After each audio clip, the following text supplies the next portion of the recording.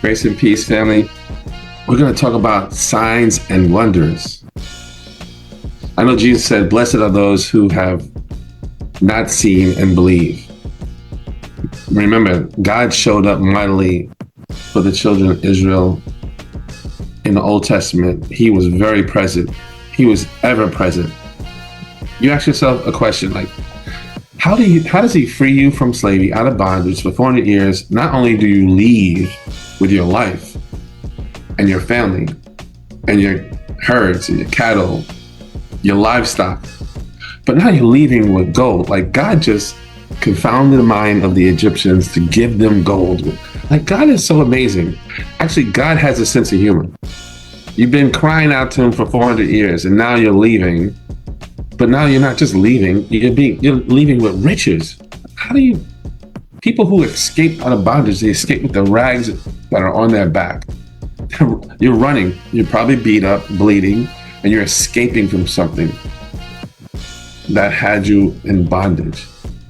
But God saw fit that the children of Israel were able to leave with all of their clothing, with all their belongings, with their herd, their cattle, their grain, and gold. Given to them by their captors, by the Egyptians. He confounded the mind of the Egyptians and they gave it. Isn't that a song? When the children of Israel escaping and then they're being covered by fire, a cloud, and then they go to the Red Sea and the Red Sea parts, you go across and drive. Like, how much more do you need to really serve God for like the rest of your life? But immediately, as soon as you get on the other side and you don't see Moses, you immediately go back to building your own God again. In the Old Testament, God was silent and there was no signs and wonders. And Jesus says, blessed are those who have not seen, but yet believe. And that's where we are, family. But in these last days, and we're going to go to some scriptures, it talks about signs and wonders, and we're seeing it. The only problem is, we have so many things that question it. In Acts 2, verse 43, it says, everyone kept feeling a sense of awe, and many wonders and signs were taking place amongst the apostles. In Acts 2, 17 to 24, and it shall come to pass that in the last days God says that I will show wonders in heaven above and signs in the earth beneath, blood and fire and vapor and smoke. These are all things that we're going to be looking forward to and that we'll be seeing. So in our walk, I can attest to some signs and wonders that happen in my life. And kind of like the children of Israel, knowing that God took me out of a situation.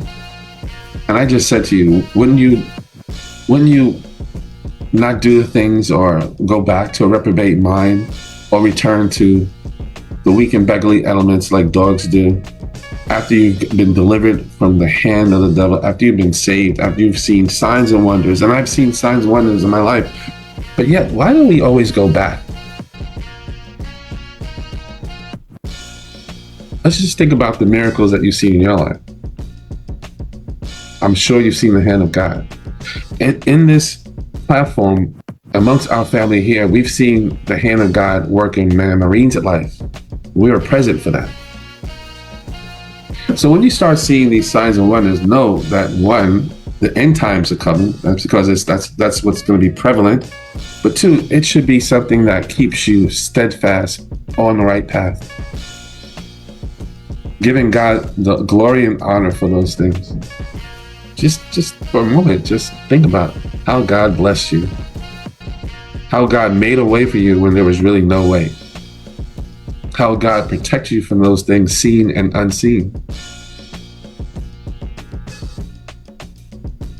And in your moment of silence as you're thinking, humble yourself and know that it wasn't by your mighty hand, it wasn't by your cunning skill set or your gifts or your friends and family. It was by God. Take a moment throughout the day, and when you see these signs and wonders, know where it's coming from and give him honor and glory and praise. Amen. Amen.